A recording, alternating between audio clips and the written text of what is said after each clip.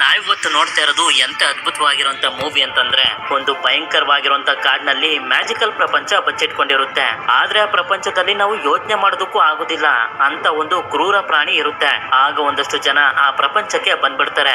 ಯಾಕ ಜನರಲ್ಲ ಇಂತ ಒಂದು ಜಾಗಕ್ಕೆ ಬಂದ್ರು, ಮುಂದೆ ಏನೆಲ್ಲ ಆಯ್ತು ಅಂತ ನೀವು ತಿಳ್ಕೊಬೇಕು ಅಂತಂದ್ರೆ ಈ ಮೂವಿನ ನನ್ನ ಜೊತೆ ಕೊನೆವರೆಗೂ ನೋಡ್ಬೇಕು.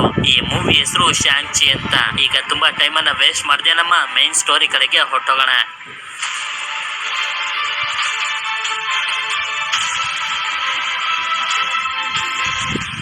ಈ ಕತೆ ಶುರುವಾಗೋದು 1000 ವರ್ಷಗಳ ಹಿಂದೆ. ಇಲ್ಲಿ ನಮ್ಗೆ ವೆನ್ ವು ಅನ್ನೋ ಒಬ್ಬ ವ್ಯಕ್ತಿನೂ ಕೂಡ ತೋರಿಸ್ತಾರೆ. ಇವನ ಹತ್ರ ಸೂಪರ್ ಪವರ್ಸ್ ಗಳು ಹಾಗೆ ಯಾವತ್ತೂ ಸಾವೇ ಬರ್ದೇ ಇರುವಂತ ಶಕ್ತಿ ಇರುತ್ತೆ. ಈ ಎಲ್ಲಾ ಶಕ್ತಿಗಳು ಇವನಿಗೆ ಸಿಕ್ಕಿರೋದು ಇವನ ಹತ್ರ ಇರುವಂತ 10 ರಿಂಗ್ಸ್ ಅನ್ನು ಮ್ಯಾಜಿಕಲ್ ರಿಂಗ್ಸ್ ಗಳಿಂದ.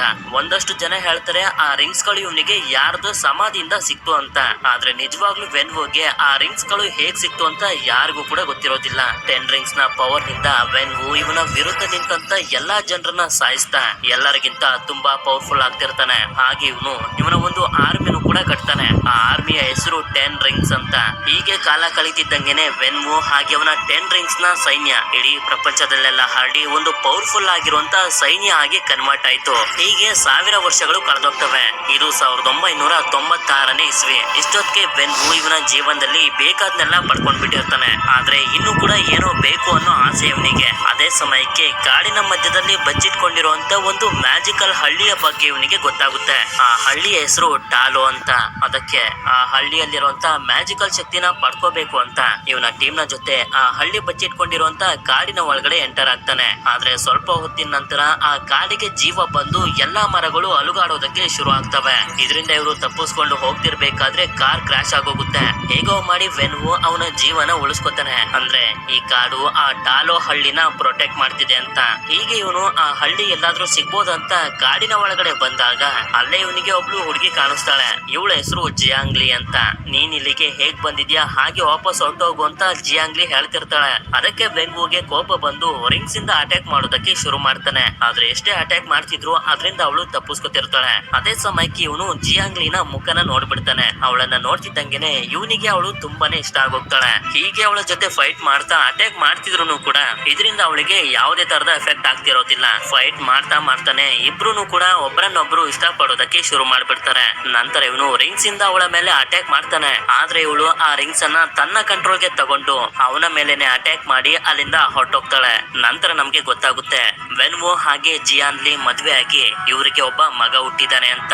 ಇವನಿಗೆ ಶಾಂಗ್-ಚಿ ಅಂತ ಹೆಸರಿಡ್ತಾರೆ. ಇದನ್ನೆಲ್ಲ ಜಿಯಾಂಗ್ಲಿ ಬೆಳೆದಿರುವಂತ ಇವಳ ಮಗ ಶಾಂಗ್-ಚಿಗೆ ಹೇಳ್ತಿರ್ತಾಳೆ. ಆಗ ಶಾಂಗ್-ಚಿ ಇವಳನ್ನ ಕೇಳ್ತಾನೆ, ಅಪ್ಪನ ಹತ್ರ ಇರುವಂತ ರಿಂಗ್ಸ್ ಗಳು ಅಷ್ಟೊಂದು ಸ್ಟ್ರಾಂಗ್ ಅಂತ ಅಂದ್ಮೇಲೆ ನೀವ್ ಹೇಗೆ ಅವರನ್ನ ಸೋಲ್ಸುದ್ರಿ ಅಂತ. ಆಗ ಇವಳು ಕೂಡ ಹೇಳ್ತಾಳೆ, ನಮ್ಮ ಟಾಲೋ ಹಳ್ಳಿಯಲ್ಲಿ ಇರುವಂತ ಜನರಿಗೆಲ್ಲ ಈ ಪ್ರಪಂಚನ ಕಾಪಾಡ್ತಿರುವಂತ ಡ್ರ್ಯಾಗನ್ ಶಕ್ತಿನ ಕೊಟ್ಟಿರೋದು ಅಂತ. ಈಗ್ಲೂ ನಿಮ್ಮ ಹತ್ರ ಶಕ್ತಿಗಳೆಲ್ಲ ಇದೆಯಾ ಅಂತ ಕೇಳ್ದಾಗ, ಇಲ್ಲ ನನ್ನ ಹತ್ರ ಈಗ ಶಕ್ತಿಗಳು ಇಲ್ಲ. ನಿನ್ನ ತಂದೆನ ಮದ್ವೆ ಆಗಿ ಟಾಲೋ ಹಳ್ಳಿಯಿಂದ ಹೊರಗಡೆ ಬರ್ಬೇಕಾದ್ರೆ ಆ ಶಕ್ತಿನೆಲ್ಲ ನಾನು ಅಲ್ಲೇ ಬಿಟ್ಟು ಬಂದೆ ಅಂತ ಹೇಳಿ ಶಾಂಗ್-ಚಿಗೆ ಒಂದು ಪೆಂಡೆಂಟ್ ಅನ್ನ ಕೊಡ್ತಾಳೆ. ನಂತರ ಸೀನ್ ಪ್ರೆಸೆಂಟ್ ಆಗಿ ಬರುತ್ತೆ. ಈಗ ಶಾಂಗ್-ಚಿ ದೊಡ್ಡವನಾಗಿರ್ತಾನೆ. ಇವನು ಒಂದು ಹೋಟೆಲ್ ನಲ್ಲಿ ಕಾರ್ ಪಾರ್ಕಿಂಗ್ ಬಾಯ್ ಆಗಿ ಕೆಲಸ ಮಾಡ್ತಿರ್ತಾನೆ. ಇಲ್ಲೇ ಇವನ್ ಜೊತೆ ಕೆಲಸ ಮಾಡ್ತಿರುವಂತ ಒಂದು ಹುಡುಗಿನೂ ಕೂಡ ನಮ್ಗೆ ತೋರಿಸ್ತಾರೆ. ಇವಳ ಹೆಸರು ಕೇಟಿ ಅಂತ. ಕೇಟಿ ಹಾಗೆ ಶಾನ್ 10 ವರ್ಷದಿಂದ ಫ್ರೆಂಡ್ಸ್ ಗಳಾಗಿರ್ತಾರೆ. ಅಂದ್ರೆ ತುಂಬಾ ಕ್ಲೋಸ್ ಫ್ರೆಂಡ್ಸ್ ಗಳಾಗಿರ್ತಾರೆ. ಹೀಗೆ ಇವರ ಜೀವನ ಮಾಮೂಲಿಯಾಗಿ ನಡೀತಿರುತ್ತೆ. ಹಾಗೆ ಒಂದು ದಿನ ಶಾನ್ ಕೇಟಿ ಮನೆಗೆ ಬಂದಾಗ ಇವನನ್ನ ಕೇಳ್ತಾರೆ, ನೀವಿಬ್ರು ಯಾವಾಗ ಮದ್ವೆ ಆಗ್ತೀರಾ ಅಂತ. ನಾವಿಬ್ರು ಬರೀ ಫ್ರೆಂಡ್ಸ್ ಅಂತ ಹೇಳಿ ಇವನು ಸುಮ್ನಾಗ್ತಾನೆ.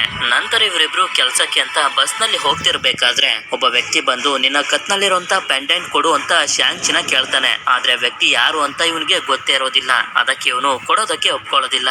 ಆದ್ರಿಂದ ಅವರು ಕೇಟಿಗೆ ಹೊಡೆದಾಗ ಇವನಿಗೆ ತುಂಬಾ ಕೋಪ ಬಂದು ಅವ್ರ ಜೊತೆ ಫೈಟ್ ಮಾಡೋದಕ್ಕೆ ಶುರು ಮಾಡ್ತಾನೆ. ಹೀಗೆ ಇವನು ಪೆಂಡೆಂಟ್ ಅನ್ನ ಕಿತ್ಕೊಳ್ಳೋಕೆ ಬಂದವ್ರ ಜೊತೆ ಫೈಟ್ ಮಾಡ್ತಿರೋದನ್ನ ನೋಡಿ ಕೇಟಿಗಂತೂ ನಂಬೋದಕ್ಕೆ ಆಗೋದಿಲ್ಲ. ಇವನು ಹೇಗೆ ಈ ರೀತಿ ಎಲ್ಲ ಫೈಟ್ ಮಾಡ್ತಿದ್ದಾನೆ ಅಂತ. ನಂತರ ಮತ್ತೊಬ್ಬ ವ್ಯಕ್ತಿ ಮುಂದೆ ಬರ್ತಾನೆ. ನೋಡಿದ್ರೆ ಅವನ ಕೈಯಲ್ಲಿ ಒಂದು ವೆಪನ್ ಇರುತ್ತೆ. ಹೀಗೆ ಇವನು ಫೈಟ್ ಮಾಡೋದಕ್ಕೆ ಶುರು ಮಾಡಿದಾಗ ಬಸ್ ನ ಬ್ರೇಕ್ ಫೇಲ್ ಆಗೋಗುತ್ತೆ. ಇದರಿಂದ ಬಸ್ ಕಂಟ್ರೋಲ್ ಗೆ ಸಿಗದೆ ತುಂಬಾ ಸ್ಪೀಡ್ ಆಗಿ ಹೋಗ್ತಿರುತ್ತೆ. ಆದ್ರೆ ಒಳಗಡೆ ಮಾತ್ರ ಇವ್ರಂತೂ ಫೈಟ್ ಮಾಡ್ತಾನೆ ಇರ್ತಾರೆ. ಅದೇ ಸಮಯಕ್ಕೆ ಡ್ರೈವರ್ಗೂ ಕೂಡ ಏಟ್ ಆಗಿ ಪ್ರಜ್ಞೆ ತಪ್ಪಿಡ್ತಾನೆ. ಆದ್ರಿಂದ ಶಾಂಚಿನೇ ಬಂದು ಡ್ರೈವ್ ಮಾಡೋಕೆ ನೋಡ್ತಾನೆ. ಆದ್ರೆ ವ್ಯಕ್ತಿ ಮತ್ತೆ ಬಂದು ಅಟ್ಯಾಕ್ ಮಾಡೋದಕ್ಕೆ ಶುರು ಮಾಡ್ತಾನೆ. ಆದ್ರಿಂದ ಕೇಟಿ ಬಂದು ಬಸ್ ನ ಕಂಟ್ರೋಲ್ ಮಾಡೋದಕ್ಕೆ ಪ್ರಯತ್ನ ಪಡ್ತಿರ್ತಾಳೆ. ಇವರಿಬ್ರು ಇನ್ನೂ ಕೂಡ ಭಯಂಕರವಾಗಿ ಫೈಟ್ ಮಾಡ್ತಿರೋದ್ರಿಂದ ಬಸ್ ಎಲ್ಲ ಕಿತ್ತೋಗೋದಕ್ಕೆ ಶುರು ಆಗುತ್ತೆ. ಆದ್ರೂ ಕೂಡ ಬಿಡೋದಿಲ್ಲ. ಬಸ್ ನ ಮೇಲೆಲ್ಲ ಹತ್ತಿ ಫೈಟ್ ಮಾಡ್ತಿರ್ತಾರೆ. ಈಗ ಇವರ ಜೊತೆ ಎಲ್ಲ ಫೈಟ್ ಮಾಡ್ತಿರ್ಬೇಕಾದ್ರೆ ಶಾಂಚಿ ಅಲ್ಲಿರುವಂತ ಜನರಿಗೆಲ್ಲ ಮುಂದಿನ ಬೋಗಿಗೆ ಹೋಗೋದಕ್ಕೆ ಹೇಳ್ತಾನೆ. ಜನರು ಅಲ್ಲಿಂದ ಮುಂದೆ ಬರ್ತಿದ್ದಂಗೆನೆ ಇವನು ಕೂಡ ಅವರಿಗೆ ಹೊಡೆದು ಮುಂದೆ ಬರ್ತಾನೆ. ಅಷ್ಟೊತ್ತಿಗೆ ಬೋಗಿನೂ ಕೂಡ ಕಿತ್ತೋಗುತ್ತೆ. ಈಗ ಬಸ್ಗೆ ಬ್ರೇಕ್ ಇಲ್ದೇ ಇರೋದ್ರಿಂದ ಕೇಟಿ ಒಂದು ಟ್ರಕ್ ನ ಸಹಾಯದಿಂದ ಅಲ್ಲಿರುವಂತ ಕಾರ್ ಗಳನ್ನೆಲ್ಲ ಕ್ರಾಶ್ ಮಾಡ್ತಾ ಹೇಗೋ ಮಾಡಿ ಬಸ್ ನ ಸ್ಟಾಪ್ ಮಾಡ್ತಾಳೆ. ಇದರಿಂದ ಬಸ್ ನಲ್ಲಿದ್ದಂತ ಜನರ ಪ್ರಾಣ ಉಳ್ಕೊಳ್ಳುತ್ತೆ. ಅದೇ ಸಮಯಕ್ಕೆ ಶಾಂಚಿ ನೋಡ್ತಾನೆ, ಅವನ ಕತ್ ನಲ್ಲಿ ಪೆಂಡೆಂಟ್ ಇರೋದಿಲ್ಲ. ಯಾಕಂತಂದ್ರೆ ಅದು ಇವನ ಹತ್ರ ಇರುತ್ತೆ. ನಂತರ ನಮ್ಗೆ ಗೊತ್ತಾಗುತ್ತೆ ಅಟ್ಯಾಕ್ ಮಾಡೋಕೆ ಬಂದಿದ್ದಂತ ಜನರನ್ನ ಶಾಂಚಿ ತಂದೆ ವೆನ್ವುನೇ ಕಳ್ಸಿದ್ದು ಅಂತ. ಆದ್ರಿಂದ ಇವನ ತಂಗಿನ ಮೀಟ್ ಮಾಡೋದಕ್ಕೆ ಅಂತ ಹೋಗ್ತಿರ್ತಾನೆ. ಯಾಕೆಂತಂದ್ರೆ ಅವಳ ಹತ್ರನೂ ಕೂಡ ಒಂದು ಲಾಕೆಟ್ ಇರುತ್ತೆ. ಅವಳ ಮೇಲೂ ಕೂಡ ಅಟ್ಯಾಕ್ ಆಗ್ಬೋದು ಅಂತ. ಇಲ್ಲೆಲ್ಲ ಏನ್ ನಡೀತಿದೆ ಅಂತ ಕೇಟಿ ಕೇಳಿದಾಗ ಇವನು ಕೂಡ ಹೇಳ್ತಾ ಹೋಗ್ತಾನೆ. ಶಾಂಚಿ ತಾಯಿ ತೀರ್ಕೊಂಡಾಗ ಅವನ ತಂದೆ ವೆನ್ವು ಇವನಿಗೆ ತುಂಬಾ ಕಷ್ಟವಾಗಿರುವಂತ ಕುಂಫು ಟ್ರೈನಿಂಗ್ ಎಲ್ಲ ಕೊಡೋದಕ್ಕೆ ಶುರು ಮಾಡ್ತಾನೆ. ಹೀಗೆ ಟ್ರೈನಿಂಗ್ ಮಾಡ್ತಾ ಮಾಡ್ತಾ ಇವನಿಗೆ 16 ವರ್ಷ ಆಗೋಗುತ್ತೆ. ಇವನು ಟ್ರೈನಿಂಗ್ ಮಾಡ್ತಿರೋದನ್ನ ನೋಡಿ ಇವನ ತಂಗಿ ಜೋ ಕೂಡ ಕುಂಫು ಕಲಿಯೋದಕ್ಕೆ ಶುರು ಮಾಡಿರ್ತಾಳೆ. ಹೀಗೆ ಇವನು ಕುಂಫು ಅಲ್ಲಿ ಒಬ್ಬ ಒಳ್ಳೆ ಫೈಟರ್ ಆದಾಗ ಇವನ ತಂದೆ ಒಂದು ಚಾಕುನ ಕೊಟ್ಟು ಇವನ ತಾಯಿಯನ್ನ ಸಾಯಿಸಿರುವಂತ ಜನರನ್ನ ಸಾಯಿಸ್ಬಿಟ್ ಬಾ ಅಂತ ಕಳಿಸ್ತಾನೆ. ಆದ್ರೆ ಇದು ಶಾಂಚಿಗೆ ಇಷ್ಟ ಆಗದೆ ಅಲ್ಲಿಂದ ಓಡ್ ಬಂದ್ಬಿಟ್ಟಿರ್ತಾನೆ. ನಂತರ ಇವರಿಬ್ರು ಫ್ಲೈಟ್ ನಲ್ಲಿ ಚೈನಾಗೆ ಬಂದು ತಲುಪ್ತಾರೆ. ಶಾಂಚಿ ತಂಗಿ ಜೋನ ಮೀಟ್ ಮಾಡೋದಕ್ಕೆ ಅಂತ. ಹೀಗೆ ಒಂದು ಬಿಲ್ಡಿಂಗ್ ನ ಲಿಫ್ಟ್ ನಲ್ಲಿ ಬರ್ತಿರ್ಬೇಕಾದ್ರೆ ಇವನ ಹತ್ರ ಸಿಗ್ನೇಚರ್ ಮಾಡಿಸ್ಕೋತಾರೆ. ಯಾಕೆ ಸಿಗ್ನೇಚರ್ ಮಾಡಿಸ್ಕೊಂಡ್ರು ಅಂತ ಮಾತ್ರ ಹೇಳೋದಿಲ್ಲ. ಆ ಲಿಫ್ಟ್ ಇಂದ ಹೊರಗಡೆ ಬಂದಾಗ ಒಬ್ಬ ವ್ಯಕ್ತಿ ಇವನಿಗೆ ಹೇಳ್ತಾನೆ, ಸಿಗ್ನೇಚರ್ ಮಾಡಿಸ್ಕೊಂಡಿದ್ದು ಇಲ್ಲಿ ಫೈಟ್ ಮಾಡೋದಕ್ಕೆ ಅಂತ. ಆಕ್ಚುಲಿ ಜಾಗ ಒಂದು ಫೈಟ್ ಕ್ಲಬ್. ಇಲ್ಲೇ ನಮ್ಗೆ ತೋರಿಸ್ತಾರೆ ವಾಂಗ್ ಅನ್ನೋ ಒಬ್ಬ ಮೆಜಿಷಿಯನ್ ಅಬಾಮಿನೇಷನ್ ಅನ್ನೋ ಒಂದು ಮಾನ್ಸ್ಟರ್ ಜೊತೆ ಫೈಟ್ ಮಾಡ್ತಿರ್ತಾನೆ. ಅವರ ಫೈಟ್ ಮುಗಿತಿದ್ದಂಗೆನೆ ಸಿಗ್ನೇಚರ್ ಮಾಡಿರೋದ್ರಿಂದ ಶಾಂಚಿ ಕೂಡ ಫೈಟ್ ಮಾಡ್ಲೇಬೇಕಾಗಿರುತ್ತೆ. ಆದ್ರಿಂದ ಸರಿ ಅಂತ ಹೇಳಿ ಇವನು ಕೂಡ ರೆಡಿ ಆಗ್ತಾನೆ. ನೋಡಿದ್ರೆ ಇವನ ಆಪೋನೆಂಟ್ ಬೇರೆ ಯಾರು ಅಲ್ಲ, ಇವನ ತಂಗಿ ಜೋನೆ. ಅವನನ್ನ ನೋಡ್ತಿದ್ದಂಗೆನೆ ಇವಳು ಫೈಟ್ ಮಾಡೋದಕ್ಕೆ ಶುರು ಮಾಡ್ಬಿಡ್ತಾಳೆ. ಎಷ್ಟೇ ಅರ್ಥ ಮಾಡ್ಸೋದಕ್ಕೆ ಪ್ರಯತ್ನ ಪಡ್ತಿದ್ರು ಕೂಡ ಅವಳು ಕೇಳ್ತಾನೆ ಇರೋದಿಲ್ಲ. ಕಂಟಿನ್ಯೂಸ್ ಆಗಿ ಫೈಟ್ ಮಾಡ್ತಿರ್ತಾಳೆ. ನಂತರ ಹೇಗೋ ಮಾಡಿ ಹೇಳ್ತಾನೆ, ನಾನು ನಿನ್ಗೆ ಹೆಲ್ಪ್ ಮಾಡೋದಕ್ಕೆ ಬಂದಿದ್ದೀನಿ, ಅಪ್ಪ ನಮ್ಮನ್ನ ಹುಡುಕ್ಬಿಟ್ಟಿದ್ದಾರೆ ಅಂತ.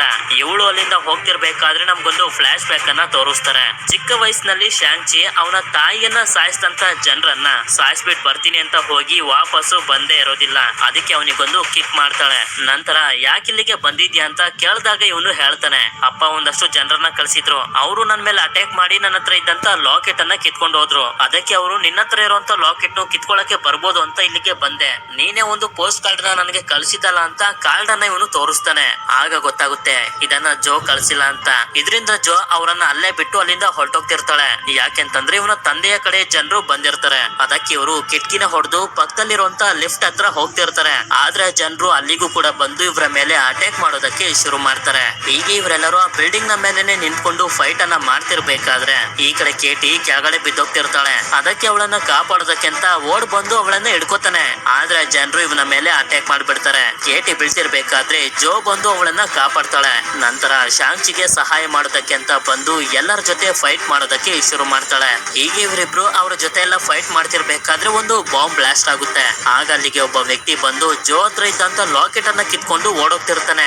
ಆದ್ರೆ ಶಾಂಚಿ ಬಂದು ಅವನನ್ನ ತಡೆದು ಅವನ ಜೊತೆ ಫೈಟ್ ಮಾಡೋದಕ್ಕೆ ಶುರು ಮಾಡ್ತಾನೆ. ಹೇಳ್ಬೇಕು ಅಂತಂದ್ರೆ ಶಾಂಚಿ ಚಿಕ್ಕವನಿರ್ಬೇಕಾದ್ರೆ ಇವನಿಗೆ ತುಂಬಾ ಕಷ್ಟ ಕೊಟ್ಟು ಕುಂಫು ಹೇಳ್ಕೊಡ್ತಿದ್ದು ಇದೇ ವ್ಯಕ್ತಿನೇ. ಅದೇ ಕೋಪಕ್ಕೆ ಇವನನ್ನ ಸಾಯಿಸೋದಕ್ಕೆ ನೋಡ್ತಿರ್ಬೇಕಾದ್ರೆ ಅಲ್ಲಿಗೆ ವೆನ್ವು ಬಂದು 10 ರಿಂಗ್ಸ್ ನ ಸಹಾಯದಿಂದ ಅವನನ್ನ ತಡೆದು ಆ ಲಾಕೆಟ್ ಅನ್ನ ಇಸ್ಕೊಂಡು, ನನ್ಗೆ ಗೊತ್ತಿತ್ತು ನಿನಗೆ ಯಾರು ಏನು ಮಾಡೋದಕ್ಕಾಗೋದಿಲ್ಲ ಅಂತ ಹೇಳಿ ಇವ್ರ 3 ಜನರನ್ನ ಕರ್ಕೊಂಡು ಮನೆಗೆ ಹೋಗ್ತಾನೆ. ನೀನ್ ಯಾಕೆ ಮನೆ ಬಿಟ್ಟು ಹೋಗಿದ್ದೆ ಅಂತ ಕೇಟಿ ಜೋನ ಕೇಳಿದಾಗ ಅದಕ್ಕೆ ಹೇಳ್ತಾಳೆ, ನನ್ ತಂದೆ ನನ್ನ ಹತ್ರ ಸರಿಯಾಗಿ ಮಾತಾಡ್ತಿರ್ಲಿಲ್ಲ. ಅದಕ್ಕೆ ಶಾಂಚಿ ಹೋದ್ಮೇಲೆ ನನಗೂ ಇಲ್ಲಿ ಇರೋಕ್ ಆಗ್ಲಿಲ್ಲ, ಅದಕ್ಕೆ ಹೊಟ್ಟೋದೆ ಅಂತ. ನಂತರ ಇವರೆಲ್ಲರೂ ಊಟ ಮಾಡ್ತಿರ್ಬೇಕಾದ್ರೆ ಶಾಂಚಿ ಹಾಗೆ ಜೋಗೆ ಗೊತ್ತಾಗುತ್ತೆ 10 ವರ್ಷದಿಂದನೂ ಇವರಿಬ್ರು ಎಲ್ಲಿದ್ರು ಅನ್ನೋದು ವೆಂಗ್ವುಗೆ ಗೊತ್ತಿತ್ತು. ಆದ್ರೂ ಕೂಡ ಇವರಿಬ್ರಿಗೆ ಹೇಗ್ ಬೇಕೋ ಹಾಗೆ ಬದುಕ್ಲಿ ಅಂತ ಸುಮ್ನಿತ ಅಷ್ಟೇ. ಇವನು ಯಾಕೆ ಇವರಿಬ್ರ ಹತ್ರ ಪೆಂಡೆಂಟ್ ಅನ್ನ ಕಿತ್ಕೊಂಡ ಅಂತ ಹೇಳ್ತಾ ಹೋಗ್ತಾನೆ. ನಾನು 1000 ವರ್ಷಗಳಿಂದನೂ ಬದುಕಿದ್ದೀನಿ, ಆದ್ರೆ ನನ್ನ ಜೀವನ ಬದಲಾಗಿದ್ದು, ಪ್ರೀತಿ ಬೆಲೆ ಏನು ಅಂತ ಗೊತ್ತಾಗಿದ್ದು ನಿಮ್ಮ ತಾಯಿ ಜಿಯಾಂಗ್ಲಿ ನನ್ಗೆ ಸಿಕ್ಕುದ್ಮೇಲೆ. ಆದ್ಮೇಲೆ ಅವಳು ನನ್ಗೋಸ್ಕರ ಎಲ್ಲವನ್ನ ಬಿಟ್ಟು ಬಂದ್ಲು. ಅದಕ್ಕೆ ನಾನು ಕೂಡ 10 ರಿಂಗ್ಸ್ ಅನ್ನ ತೆಗೆದಿಟ್ಟು ಜಿಯಾಂಗ್ಲಿ ಜೊತೆ ತುಂಬಾನೇ ಖುಷಿ ಆಗಿದ್ದೆ. ನಮ್ದು ಒಂದು ಅದ್ಭುತವಾಗಿರುವಂತ ಫ್ಯಾಮಿಲಿ ಆಗಿತ್ತು. ಆದ್ರೆ ಜಿಯಾಂಗ್ಲಿ ಸತ್ತೋದ್ಮೇಲೆ ನನಗೆ ಏನ್ ಮಾಡ್ಬೇಕು ಅಂತ ಗೊತ್ತಾಗದೆ ಓಡಾಡ್ತಿರ್ಬೇಕಾದ್ರೆ ಒಂದು ದಿನ ಅವಳ ಶಬ್ದ ನನಗೆ ಕೇಳಿಸ್ತು, ನನ್ನನ್ನ ಬಿಡಿಸಿ ಅಂತ. ಯಾಕಂದ್ರೆ ಟಾಲೋ ಹಳ್ಳಿಯ ಜನರು ಅವಳನ್ನ ಒಂದು ದೊಡ್ಡ ಗೋಡೆಯ ಹಿಂದೆ ಕೂಡಾಕಿದ್ದಾರೆ. ನಾನು ಹಾಗೆ ಜಿಯಾಂಗ್ಲಿ ಮದ್ವೆ ಆಗ್ತೀವಿ ಅಂತ ಹೇಳಿದಾಗ ಅದಕ್ಕೆ ಟಾಲೋ ಹಳ್ಳಿ ಅವರು ಒಪ್ಕೊಳ್ಳಿಲ್ಲ. ಅವಳು ನನ್ ಜೊತೆ ಬಂದ್ಬಿಟ್ಲು ಅಂತ ಅವಳನ್ನ ಈಗ ಆ ಗೋಡೆಯ ಹಿಂದೆ ಕೂಡಾಕಿದ್ದಾರೆ. ಈಗ ನಾವೆಲ್ಲರೂ ಸೇರಿ ಅವಳನ್ನ ಅಲ್ಲಿಂದ ಬಿಡಿಸ್ಕೊಂಡ್ ಬರ್ಬೇಕು ಅಂತ. ಆದ್ರೆ ಇದನ್ನ ಇವರು ನಂಬೋದಿಲ್ಲ.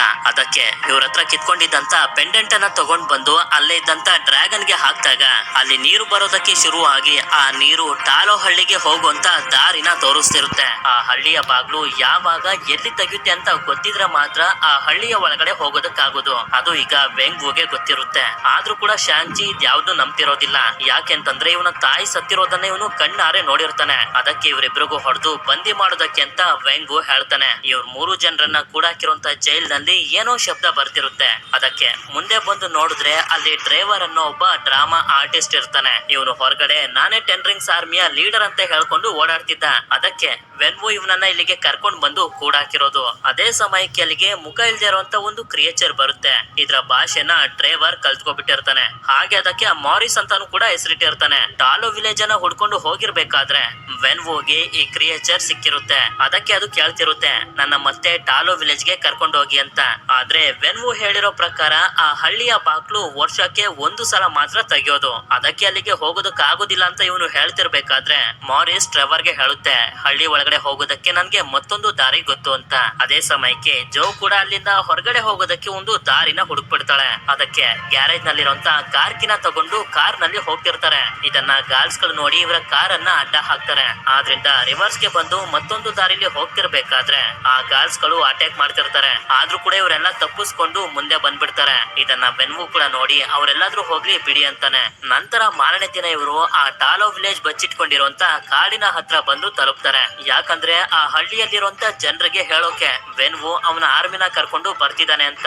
ಈಗ ಮಾರಿಸ್ ಹಳ್ಳಿಗೆ ಹೇಗ್ ಹೋಗೋದು ಅಂತ ಟ್ರೆವರ್ ಗೆ ಹೇಳ್ತಿರುತ್ತೆ. ಅದನ್ನ ಟ್ರೆವರ್ ಇವರಿಗೆ ಹೇಳ್ತಿರ್ತಾನೆ. ಹೀಗೆ ಇವರು ಈ ದಟ್ಟವಾಗಿರುವಂತ ಕಾಡಿನ ಒಳಗಡೆ ಬರ್ತಿರ್ಬೇಕಾದ್ರೆ ಅಲ್ಲಿರುವಂತ ಮರಗಳು ಒಂದ್ ಕಡೆಯಿಂದ ಮತ್ತೊಂದ್ ಕಡೆಗೆ ಶಿಫ್ಟ್ ಆಗ್ತಿರ್ತವೆ. ಮಾರಿಸ್ ಹೇಳಿದ ದಾರಿಲಿ ಇವರು ಬಂದಿದ್ರಿಂದ ಹೇಗೋ ಮಾಡಿ ಆ ಕಾಡಿಂದ ತಪ್ಪಿಸ್ಕೊಂಡು ಮುಂದೆ ಬರ್ತಾರೆ. ಇವರ ಮುಂದೆನೆ ಒಂದು ಜಲಪಾತ ಇರುತ್ತೆ. ಅದ್ರೊಳಗಡೆ ಹೋಗಿ ಅಂತ ಮಾರಿಸ್ ಹೇಳಿದಾಗ ಇವರು ಕೂಡ ಆ ಜಲಪಾತದ ಒಳಗಡೆ ಬರ್ತಾರೆ. ಅಲ್ಲಿ ನೋಡಿದ್ರೆ ಒಂದು ಅದ್ಭುತವಾಗಿರುವಂತ ದೃಶ್ಯ ಇರುತ್ತೆ. ಈ ಜಾಗ ಯಾವ ಸ್ವರ್ಗಕ್ಕೂ ಕೂಡ ಕಮ್ಮಿ ಇರೋದಿಲ್ಲ. ಹೀಗೆ ಮುಂದೆ ಬಂದಾಗ ಅಲ್ಲಿ ತುಂಬಾ ವಿಚಿತ್ರವಾಗಿರುವಂತ ಪ್ರಾಣಿಗಳೆಲ್ಲ ಇರ್ತವೆ. ಹಾಗೆ ಮಾರಿಸ್ ತರದ್ದೇ ತುಂಬಾ ಕ್ರಿಯೇಚರ್ಸ್ ಗಳು ಕೂಡ ಇರ್ತವೆ. ಈ ತರ ಪ್ರಾಣಿಗಳು ಮಾಮೂಲಿ ಪ್ರಪಂಚದಲ್ಲಿ ಎಲ್ಲೂ ಕೂಡ ನೋಡೋದಕ್ಕೆ ಸಿಗೋದಿಲ್ಲ. ನಂತರ ಇವರು ಕಾಡಿನ ಮಧ್ಯದಲ್ಲಿರುವಂತ ಸಣ್ಣ ಹಳ್ಳಿ ಆಗಿರೋ ಟಾಲೋಗೆ ಬಂದು ತಲುಪ್ತಾರೆ. ಇವರು ಹೊರಗಡೆ ಬಂದು ನಾವು ಜಿಯಾಂಗ್ಲಿ ಮಕ್ಕಳು ಅಂತ ಹೇಳ್ತಿರ್ಬೇಕಾದ್ರೆ ಅಲ್ಲಿರುವಂತ ಜನರು ಇವರನ್ನ ವಾಪಸ್ ಹೋಗೋದಕ್ಕೆ ಹೇಳ್ತಿರ್ತಾರೆ. ಅದೇ ಸಮಯಕ್ಕೆ ಅಲ್ಲಿಗೆ ಜಿಲಾಂಗ್ ಅನ್ನೋ ಒಬ್ಳು ಲೇಡಿ ಬಂದು ಅವರನ್ನೆಲ್ಲಾರನ್ನು ತಡೆದು ಇವರಿಗೆ ಹೇಳ್ತಾಳೆ, ನಾನು ನಿಮ್ಮ ಅಮ್ಮನ ತಂಗಿ ಜಿಲಾಂಗ್, ಅಂದ್ರೆ ನಿಮ್ಮ ಚಿಕ್ಕಮ್ಮ ಅಂತ.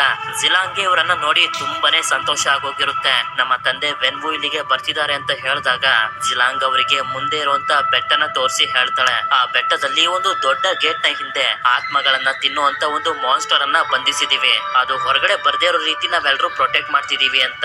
ಆ ಗೇಟ್ ಅನ್ನ ಹೊಡೆಯೋದಕ್ಕೇನೆ ನಮ್ಮ ತಂದೆ ಬರ್ತಿರೋದು ಅಂತ ಇವರು ಹೇಳ್ತಾರೆ. ಯಾಕೆಂತಂದ್ರೆ ಆ ಗೋಡೆಯ ಹಿಂದೆಯಿಂದ ವೆಂಗ್ವುಗೆ ಅವನ ಹೆಂಡತಿ ಜಿಯಾಂಗ್ಲಿ ಶಬ್ದ ಕೇಳಿಸ್ತಿರುತ್ತೆ. ಅದಕ್ಕೆ ಜಿಲಾಂಗ್ ಇವರಿಗೆ ಇಲ್ಲಿನ ಕತೆ ಹೇಳೋದಕ್ಕೆ ಶುರು ಮಾಡ್ತಾಳೆ. ಸಾವಿರಾರು ವರ್ಷಗಳ ಹಿಂದೆ ಈ ಪ್ರಪಂಚ ಸುರಕ್ಷಿತವಾಗಿರ್ಬೇಕಾದ್ರೆ ಆಗ ಬಂದಿದ್ದೆ ಆತ್ಮಗಳನ್ನ ತಿನ್ನುವಂತ ಒಂದು ಮಾನ್ಸ್ಟರ್. ಜೊತೆಗೆ ಅದರ ಆರ್ಮಿನೂ ಕೂಡ ಕರ್ಕೊಂಡ್ ಬಂದಿತ್ತು. ಹೀಗೆ ಅದು ಎಲ್ಲರನ್ನ ಸಾಯಿಸ್ತಾ ಆತ್ಮಗಳನ್ನ ತಿಂತಿರ್ಬೇಕಾದ್ರೆ ನಮ್ಮೆಲ್ಲರನ್ನ ಕಾಪಾಡೋದಕ್ಕೆ ಅಂತ ಬಂದಿದ್ದೆ ದ ಗ್ರೇಟ್ ಪ್ರೊಟೆಕ್ಟರ್ ಆಗಿರುವಂತ ಡ್ರ್ಯಾಗನ್. ನಮ್ಮ ಪೂರ್ವಜರು ಹಾಗೆ ಡ್ರ್ಯಾಗನ್ ಸೇರಿ ಆ ಮಾನ್ಸ್ಟರ್ ನ ಜೊತೆ ಫೈಟ್ ಮಾಡಿ ಬೆಟ್ಟದಲ್ಲಿರುವಂತ ದೊಡ್ಡ ಗೇಟ್ ನ ಹಿಂದೆ ಬಂದಿ ಮಾಡಿದ್ರು ಅಂತ ಇಲ್ಲೇ ನಮ್ಗೆ ತೋರಿಸ್ತಾರೆ. ಈ ಜನರು ಡ್ರ್ಯಾಗನ್ ನ ಪೊರೆಯಿಂದ ವೆಪನ್ಸ್ ಗಳನ್ನ ತಯಾರಿ ಮಾಡ್ತಿರ್ತಾರೆ. ಇಲ್ಲಿ ಮತ್ತೊಂದು ವಿಷಯ ಏನಪ್ಪಾ ಅಂತಂದ್ರೆ ವೆನ್ವುಗೆ ಅವನ ಹೆಂಡತಿ ಕರಿತಿರೋ ತರ ಅನ್ನಿಸ್ತಿರುತ್ತಲ್ಲ, ಹಾಗೆ ಕರಿತಿರೋದು ಬೇರೆ ಯಾರು ಅಲ್ಲ, ಬೆಟ್ಟದಲ್ಲಿ ಬಂಧಿಸಿರುವಂತ ಆ ಮಾನ್ಸ್ಟರ್ ಅನ್ನೇ. ಅವನು ಬಂದು ಗೇಟ್ ಅನ್ನ ಹೊಡೆದು ಬಿಡಿಸ್ಲಿ ಅಂತ. ನಂತರ ಇವರು ಕೇಟಿನ ಕರ್ಕೊಂಡು ಹೋಗಿ ಇವಳಿಗೂ ಕೂಡ ಬಿಲ್ಲು ಬಾಣನ ಹೇಳ್ಕೊಡ್ತಿರ್ತಾರೆ. ಇವರಿಬ್ಬರನ್ನ ಒಂದು ಜಾಗಕ್ಕೆ ಕರ್ಕೊಂಡ್ ಬಂದಾಗ ಅಲ್ಲಿ ಜಿಯಾಂಗ್ಲಿಗೆ ಪೂಜೆ ಮಾಡಿರ್ತಾರೆ. ಅಷ್ಟೇ ಅಲ್ಲ, ಜಿಯಾಂಗ್ಲಿಗೆ ಗೊತ್ತಿತ್ತು ಅವಳ ಮಕ್ಕಳು ಒಂದಿನ ಅಲ್ಲ ಒಂದಿನ ಇಲ್ಲಿಗೆ ಬಂದೇ ಬರ್ತಾರೆ ಅಂತ. ಅದಕ್ಕೆ ಇವರಿಬ್ರಿಗೋಸ್ಕರ ತುಂಬಾ ವಿಶೇಷವಾಗಿರುವಂತ ಸೂಟ್ ನು ಕೂಡ ತಯಾರು ಮಾಡ್ಸಿರ್ತಾಳೆ. ನಂತರ ಜಿಲಾಂಗ್ ಜೋಗೆ ಒಂದು ವೆಪನ್ ಅನ್ನ ಕೊಡ್ತಾಳೆ. ಅದರಿಂದ ಇವಳು ಕೂಡ ಪ್ರಾಕ್ಟೀಸ್ ಮಾಡೋದಕ್ಕೆ ಶುರು ಮಾಡ್ತಾಳೆ. ಹಾಗೆ ಹಾಗೆ ಇವಳು ಕುಂಫು ಪ್ರಾಕ್ಟೀಸ್ ಅನ್ನ ಮಾಡ್ತಿರ್ಬೇಕಾದ್ರೆ ಅಲ್ಲಿಗೆ ಶಾಂಗ್ಚಿ ಬಂದು ಹೇಳ್ತಾನೆ, ನನ್ನ ತಾಯಿ ಮಾತ್ರ ನನ್ನ ತಂದೆನ ಸೋಲ್ಸಿದ್ದು, ಆತರ ನನ್ಗೂ ಕುಂಫು ಹೇಳ್ಕೊಡಿ ಅಂತ. ಸರಿ ಅಂತ ಹೇಳಿ ಇವಳು ಕೂಡ ಅವನಿಗೆ ಹೇಳ್ಕೊಡೋದಕ್ಕೆ ಶುರು ಮಾಡ್ತಾಳೆ. ಈ ಕುಂಫು ಕಲೆ ಶಾಂಗ್ಚಿಯ ರಕ್ತದಲ್ಲೇ ಇದ್ದಿದ್ರಿಂದ ಇವನು ಬೇಗನೆ ಕಲ್ತ್ಕೊಬಿಡ್ತಾನೆ. ಈ ಕಡೆ ವೆನ್ವುನು ಕೂಡ ಟಾಲೋ ವಿಲೇಜ್ ಗೆ ಬರೋದಕ್ಕೆ ಎಲ್ಲಾ ತಯಾರಿನೂ ಮಾಡ್ಕೊತಿರ್ತಾನೆ. ಯಾಕಂದ್ರೆ ಆ ಹಳ್ಳಿಯ ಬಾಗ್ಲು ತೆಗೆಯೋದು ನಾಳೆನೆ. ಇವನು ರಾತ್ರಿ ಒಬ್ನೇ ಬೇಜಾರ್ ಮಾಡ್ಕೊಂಡು ಕುಂತಿರ್ಬೇಕಾದ್ರೆ ಇಲ್ಲಿ ನಮ್ಗೆ ಮತ್ತೊಂದು ಫ್ಲಾಶ್ ಬ್ಯಾಕ್ ಅನ್ನ ತೋರಿಸ್ತಾರೆ. ಇವನ ತಾಯಿ ಇವನಿಗೆ ಕುಂಫುನ ಪ್ರಾಕ್ಟೀಸ್ ಮಾಡಿಸ್ತಿರ್ಬೇಕಾದ್ರೆ ಅಲ್ಲಿಗೆ ವೆನ್ವು ಶತ್ರುಗಳು ಬರ್ತಾರೆ. ಆದ್ರಿಂದ ಇವಳು ಮಕ್ಕಳನ್ನ ಒಳಗಡೆ ಕಳಿಸಿ ಅವರ ಜೊತೆ ಫೈಟ್ ಮಾಡೋದಕ್ಕೆ ಶುರು ಮಾಡ್ತಾಳೆ. ಆದ್ರೆ ಅಲ್ಲಿಗೆ ತುಂಬಾ ಜನರು ಬಂದ್ಬಿಟ್ಟಿರ್ತಾರೆ. ಅವರು ಫೈಟ್ ಮಾಡ್ತಿರೋದನ್ನ ಶಾಂಗ್ಚಿ ಕೂಡ ನಿಂತ್ಕೊಂಡು ನೋಡ್ತಿರ್ತಾನೆ. ತುಂಬಾ ಹೊತ್ತು ಆದ್ಮೇಲೆ ವೆನ್ವು ಮನೆಗ್ ಬಂದು ನೋಡಿದ್ರೆ ಅಲ್ಲಿ ಜಿಯಾಂಗ್ಲಿ ಎಲ್ಲರನ್ನ ಸಾಯಿಸಿ ಅವಳು ಕೂಡ ಸತ್ತು ಬಿದ್ದಿರ್ತಾಳೆ. ಇದರಿಂದ ಇವನಿಗೆ ಏನ್ ಮಾಡ್ಬೇಕು ಅಂತಾನೆ ಅರ್ಥ ಆಗುದಿಲ್ಲ. ಅದಕ್ಕೆ ತೆಗ್ದಿಟ್ಟಿದ್ದಂತ ರಿಂಗ್ಸ್ ಅನ್ನ ಮತ್ತೆ ಹಾಕೊಂಡು ಶಾಂಗ್ಚಿನ ಒಂದು ಜಾಗಕ್ಕೆ ಕರ್ಕೊಂಡ್ ಬರ್ತಾನೆ. ಜಿಯಾಂಗ್ಲಿನ ಸಾಯಿಸಿದ್ದು ಯಾರು ಅಂತ ತೋರ್ಸೋದಕ್ಕೆ. ಇವನು ಅವರನ್ನ ತೋರಿಸ್ತಿದ್ದಂಗೆನೆ ವೆನ್ವು ಅವ್ರ ಹತ್ರ ಹೋಗಿ ಚೆನ್ನಾಗಿ ಹೊಡೆದು ಅವರೆಲ್ಲರನ್ನು ಸಾಯಿಸ್ಬಿಡ್ತಾನೆ. ಆದ್ರೆ ಒಬ್ಬ ಮಾತ್ರ ಇಲ್ಲಿ ಇರೋದಿಲ್ಲ, ಎಲ್ಲೋ ಮಿಸ್ ಆಗಿರ್ತಾನೆ. ಆದ್ರಿಂದ ಶಾಂಗ್ಚಿಗೆ ಚೆನ್ನಾಗಿ ಟ್ರೈನಿಂಗ್ ಅನ್ನ ಕೊಟ್ಟು ಇವನಿಗೆ 16 ವರ್ಷ ಆಗ್ತಿದ್ದಂಗೆನೆ ಉಳ್ಕೊಂಡಿರುವಂತ ವ್ಯಕ್ತಿನ ಸಾಯಿಸೋದಕ್ಕೆ ಅಂತ ಕಳಿಸ್ತಾನೆ. ಆದ್ರೆ ಅದು ಇವನಿಗೆ ಇಷ್ಟ ಆಗದೆ ಅಲ್ಲಿಂದ ಓಡ್ ಬಂದ್ಬಿಟ್ಟಿರ್ತಾನೆ.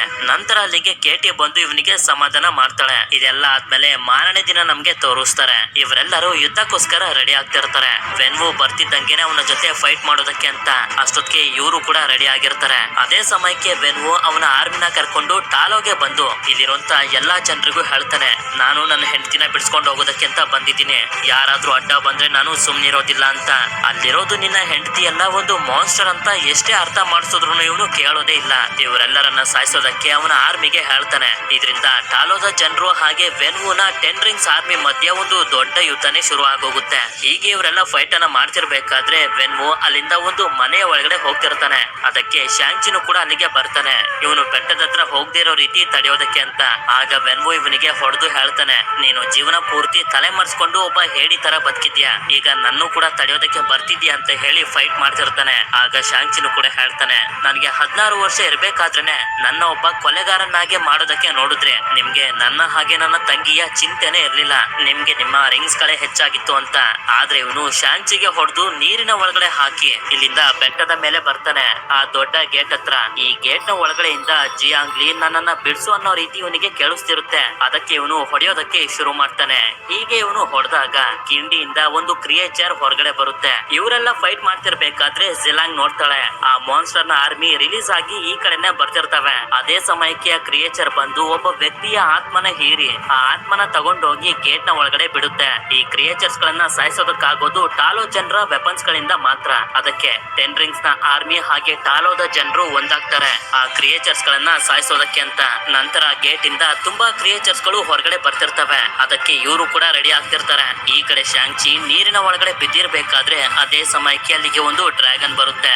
ನಂತರ ಡ್ರ್ಯಾಗನ್ ಹೊರಗಡೆ ಬಂದು ಆ ಕ್ರಿಯೇಚರ್ಸ್ ಗಳನ್ನ ಸಾಯಿಸೋದಕ್ಕೆ ಶುರು ಮಾಡುತ್ತೆ. ಅದ್ರ ಮೇಲೆ ಶಾಂಗ್ಚಿನು ಕೂಡ ಕುಂತಿರ್ತಾನೆ. ಅದನ್ನ ನೋಡಿ ಇವರೆಲ್ಲರೂ ಕೂಡ ಆ ಕ್ರಿಯೇಚರ್ಸ್ ಗಳ ಮೇಲೆ ಅಟ್ಯಾಕ್ ಮಾಡೋದಕ್ಕೆ ಶುರು ಮಾಡ್ತಾರೆ. ಹಾಗೆ ಶಾಂಗ್ಚಿ ವೆನ್ವು ಹತ್ರ ಬರ್ತಾನೆ ಇವನನ್ನ ತಡೆಯೋದಕ್ಕೆ ಅಂತ. ಅಮ್ಮ ಅಲ್ಲಿಲ್ಲ ಅಂತ ಎಷ್ಟೇ ಹೇಳಿದ್ರು ಕೂಡ ಇವನು ಕೇಳೋದೇ ಇಲ್ಲ. ಅದಕ್ಕೆ ಇವನು ಫೈಟ್ ಮಾಡೋದಕ್ಕೆ ರೆಡಿ ಆಗ್ತಾನೆ.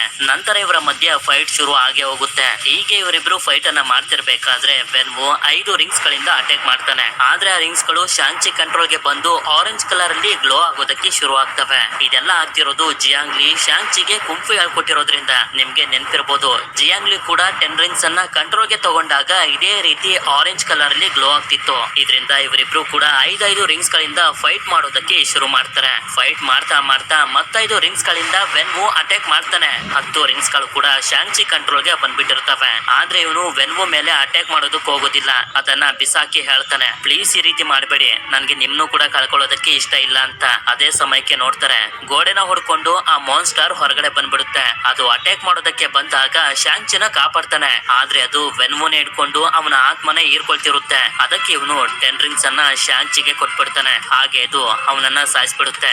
ನಂತರ ಅದು ಶಾಂಗ್ಚಿ ಮೇಲೂ ಕೂಡ ಅಟ್ಯಾಕ್ ಮಾಡೋದಕ್ಕೆ ಬಂದಾಗ ಡ್ರ್ಯಾಗನ್ ಬಂದು ಅದ್ರ ಜೊತೆ ಫೈಟ್ ಮಾಡೋದಕ್ಕೆ ಶುರು ಮಾಡುತ್ತೆ. ಡ್ರ್ಯಾಗನ್ ನ ಮೇಲೆ ಜೋ ಕೂಡ ಕುಂತಿರ್ತಾಳೆ. ಆಗ ಮಾನ್ಸ್ಟರ್ ಹಳ್ಳಿ ಕಡೆಗೆ ಹೋಗ್ತಿರುತ್ತೆ. ಶಾಂಗ್ಚಿನು ಕೂಡ ಡ್ರ್ಯಾಗನ್ ನ ಮೇಲೆ ಬಂದಾಗ ಜೋಗೆ ಗೊತ್ತಾಗುತ್ತೆ ಇವಳ ತಂದೆ ವೆನ್ವು ಸತ್ತೋಗಿದ್ದಾನೆ ಅಂತ.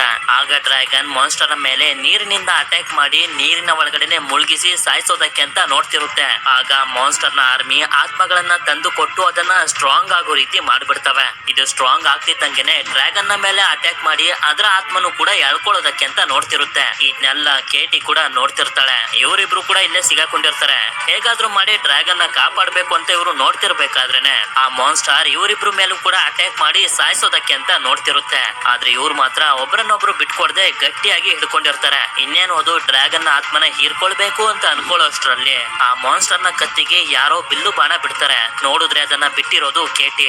ಡ್ರ್ಯಾಗನ್ ಫ್ರೀ ಆಗ್ತಿದ್ದಂಗೆನೆ ಅದನ್ನ ನೀರ್ ಹತ್ರ ಬರೋ ರೀತಿ ಮಾಡಿ ನೀರಿಂದನೇ ಅಟ್ಯಾಕ್ ಮಾಡ್ತಾ ಅದನ್ನ ನೀರಿನ ಒಳಗಡೆ ಮುಳುಗಿಸಿ ಸಾಯಿಸೋದಕ್ಕೆ ಅಂತ ನೋಡ್ತಿರುತ್ತೆ. ಇದನ್ನ ನೋಡಿ ಶಾಂಚಿನೂ ಕೂಡ ಅರ್ಥ ಮಾಡ್ಕೊಂಡು ಹೇಗೋ ಮಾಡಿ ತುಂಬಾ ಕಷ್ಟಪಟ್ಟು ರಿಂಗ್ಸ್ ನ ಸಹಾಯದಿಂದ ಮಾನ್ಸ್ಟರ್ ನ ಬಾಯಿ ಹತ್ರ ಬಂದು ರಿಂಗ್ಸ್ ಗಳನ್ನ ಅದರ ಬಾಯಿಯ ಒಳಗಡೆ ಹಾಕ್ತಾನೆ. ನಂತರ ಅದರ ಹೊಟ್ಟೆ ಒಳಗಡೆ ಇರುವಂತ ರಿಂಗ್ಸ್ ಗಳನ್ನ ತನ್ನ ಕಂಟ್ರೋಲ್ಗೆ ತಗೊಂಡು ಅದನ್ನ ಬ್ಲಾಸ್ಟ್ ಆಗೋ ರೀತಿ ಮಾಡಿಬಿಡ್ತಾನೆ. ಇದರಿಂದ ಮಾನ್ಸ್ಟರ್ ನ ಜೊತೆಗೆ ಅದರ ಆರ್ಮಿನೂ ಕೂಡ ಸರ್ವನಾಶ ಆಗೋಗುತ್ತೆ.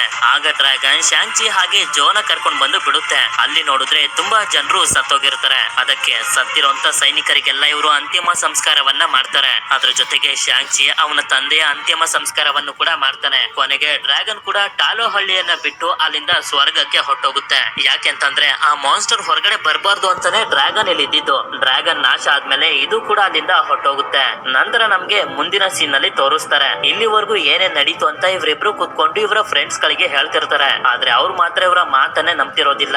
ಇವರಿಗೆಲ್ಲೋ ಹುಚ್ಚಿಡ್ದಿರ್ಬೋದು ಅಂತ ಅನ್ಕೋತಿರ್ತಾರೆ. ಅದೇ ಸಮಯಕ್ಕೆ ಒಂದು ಪೋರ್ಟಲ್ ಅನ್ನು ಓಪನ್ ಮಾಡಿ ನಾವ್ ಈಗಾಗ್ಲೇ ನೋಡಿರೋಂತ ವಾಂಗ್ ಬಂದು ಶಾಂಚಿ ಹಾಗೆ ಕೇಟಿನ ನನ್ ಜೊತೆ ಬನ್ನಿ ಅಂತ ಹೇಳಿ ಕರ್ಕೊಂಡು ಹೋಗ್ತಾನೆ. ನಂತರ ನಮ್ಗೆ ತೋರಿಸ್ತಾರೆ ಇವರೆಲ್ಲರೂ ಸೇರಿ ಆ ರಿಂಗ್ಸ್ ಎಲ್ಲಿಂದ ಬಂದಿರ್ಬೋದು ಅಂತ ಚೆಕ್ ಮಾಡ್ತಿರ್ತಾರೆ. ಯಾಕೆ ಅಂತಂದ್ರೆ ವೆನ್ವುಗೆ ಈ ರಿಂಗ್ಸ್ ಗಳು ಸಿಗೋಕ್ಕಿಂತ ಮುಂಚೆ ಇದನ್ನ ಯಾರು ಕ್ರಿಯೇಟ್ ಮಾಡಿದ್ದು ಈ ಪ್ರಪಂಚಕ್ಕೆ ಹೇಗ್ ಬಂತು ಅಂತ ಯಾರಿಗೂ ಕೂಡ ಗೊತ್ತಿರೋದಿಲ್ಲ.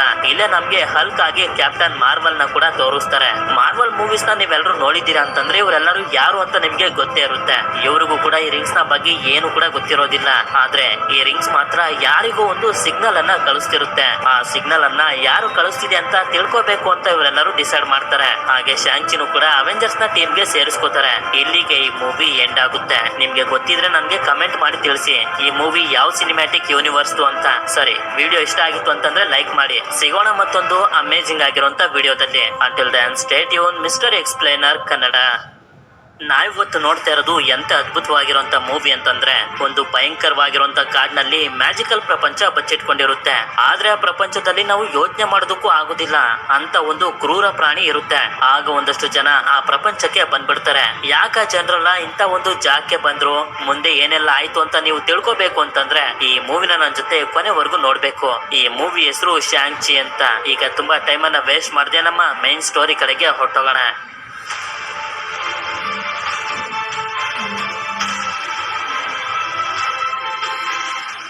ಈ ಕತೆ ಶುರುವಾಗೋದು 1000 ವರ್ಷಗಳ ಹಿಂದೆ. ಇಲ್ಲಿ ನಮ್ಗೆ ವೆನ್ವು ಅನ್ನೋ ಒಬ್ಬ ವ್ಯಕ್ತಿನೂ ಕೂಡ ತೋರಿಸ್ತಾರೆ. ಇವನ ಹತ್ರ ಸೂಪರ್ ಪವರ್ಸ್ ಗಳು ಹಾಗೆ ಯಾವತ್ತೂ ಸಾವೇ ಬರ್ದೇ ಇರುವಂತ ಶಕ್ತಿ ಇರುತ್ತೆ. ಈ ಎಲ್ಲಾ ಶಕ್ತಿಗಳು ಇವನಿಗೆ ಸಿಕ್ಕಿರೋದು ಇವನ ಹತ್ರ ಇರುವಂತ 10 ರಿಂಗ್ಸ್ ಅನ್ನು ಮ್ಯಾಜಿಕಲ್ ರಿಂಗ್ಸ್ ಗಳಿಂದ. ಒಂದಷ್ಟು ಜನ ಹೇಳ್ತಾರೆ ಆ ರಿಂಗ್ಸ್ ಗಳು ಇವನಿಗೆ ಯಾರ್ದು ಸಮಾಧಿಯಿಂದ ಸಿಕ್ತು ಅಂತ. ಆದ್ರೆ ನಿಜವಾಗ್ಲೂ ವೆನ್ವುಗೆ ಆ ರಿಂಗ್ಸ್ ಗಳು ಹೇಗ್ ಸಿಕ್ತು ಅಂತ ಯಾರಿಗೂ ಕೂಡ ಗೊತ್ತಿರೋದಿಲ್ಲ.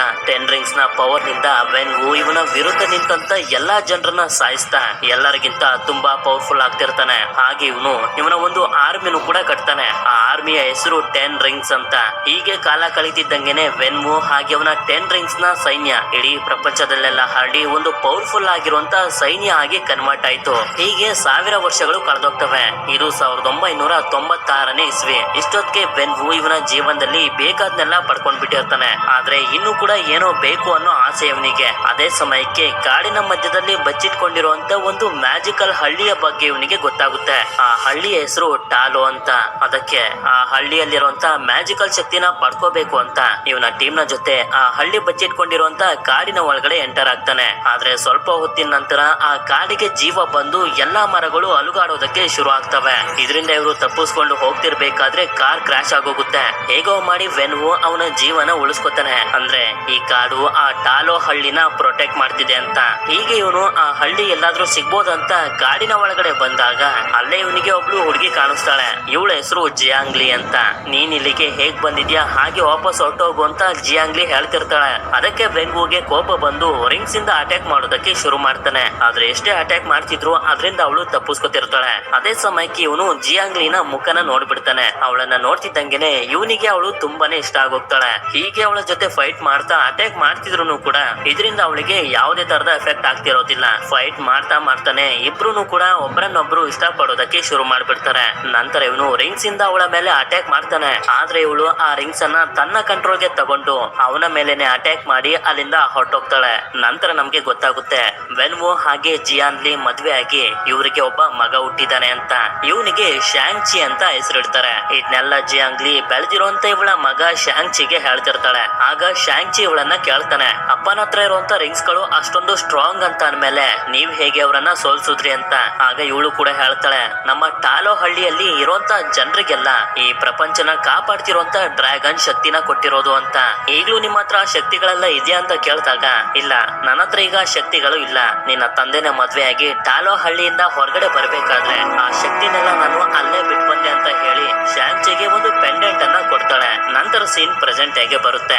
ಈಗ ಶಾಂಗ್ಚಿ ದೊಡ್ಡವನಾಗಿರ್ತಾನೆ. ಇವನು ಒಂದು ಹೋಟೆಲ್ ನಲ್ಲಿ ಕಾರ್ ಪಾರ್ಕಿಂಗ್ ಬಾಯ್ ಆಗಿ ಕೆಲಸ ಮಾಡ್ತಿರ್ತಾನೆ. ಇಲ್ಲೇ ಇವನ್ ಜೊತೆ ಕೆಲಸ ಮಾಡ್ತಿರುವಂತ ಒಂದು ಹುಡುಗಿನೂ ಕೂಡ ನಮ್ಗೆ ತೋರಿಸ್ತಾರೆ. ಇವಳ ಹೆಸರು ಕೇಟಿ ಅಂತ.